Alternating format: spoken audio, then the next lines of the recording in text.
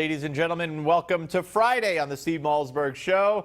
We have made it to Friday. Lots to talk about today. We have Alan Dershowitz joining us and Bill Donahue joining us and cast of thousands. But let's start with what happened last night at the Alfred E. Smith dinner, the annual dinner held at the Waldorf by the Archdiocese, and it's for Catholic charities and for children. And every 4 years, the presidential candidates show up. They sit one seat apart from each other, separated last night by Cardinal Dolan.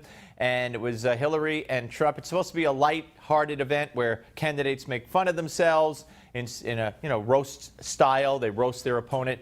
But things got a little hostile, shall we say. Started by Donald Trump. Let's watch. I called Hillary a nasty woman.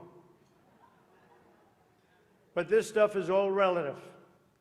After listening to Hillary rattle on and on and on, I don't think so badly of Rosie O'Donnell anymore. In fact, I'm actually starting to like Rosie a lot. Now that's before it got ugly, okay? Watch. Now I'm told Hillary went to confession before tonight's event.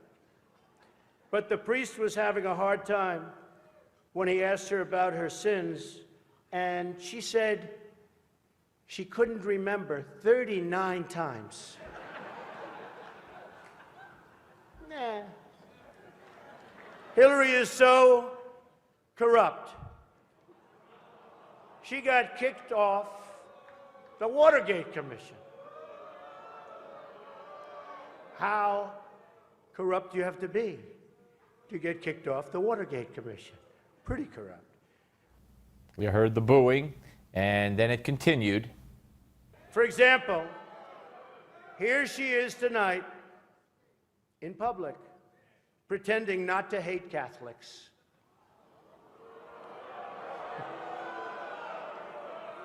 Now, if some of you haven't noticed, Hillary isn't laughing as much as the rest of us.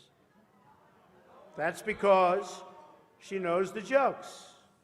And all of the jokes were given to her in advance of the dinner by Donna Brazil. All right, we're going to have more on that reference in the Gimme 5 section of the show. The first part, pretending not to hate Catholics, is a reference to the emails uncovered by some of her top aides, John Podesta and all that, talking about a revolution within the Catholic Church. We've addressed this over the course of the last week and a half. So it got ugly, and then it was Hillary's turn. I've had the privilege of being at the Al Smith dinners in years past, and I always enjoy it. But remember, if you're not happy with the way it comes out, it must be rigged. That was just a little shot. And then there was this. People look at the Statue of Liberty and they see a proud symbol of our history as a nation of immigrants, a beacon of hope for people around the world. Donald looks at the Statue of Liberty and sees a 4. Maybe a 5 if she loses the torch and tablet and changes her hair. It got even uglier. She went after Rudy Giuliani. Really viciously. Rudy Giuliani, who was a former mayor of New York, of course, Trump supporter, who was on the dais. And really, he didn't look happy about it at all. So that's what happened. Now, prior to the event, again, referencing the anti-Catholic emails, Cardinal Dolan had this to say about Hillary and the emails. Are just extraordinarily patronizing and insulting to Catholics. If it had been said about the Jewish community, if it had been said about the Islamic community, within 10 minutes there would have been an apology and a complete distancing from those remarks. Hasn't happened yet. I'm hoping that she's going to distance herself from these very insulting remarks of her chief of staff. All right, well, that hasn't happened yet either. There's been no distancing. I want you to see some of the latest WikiLeaks revelations.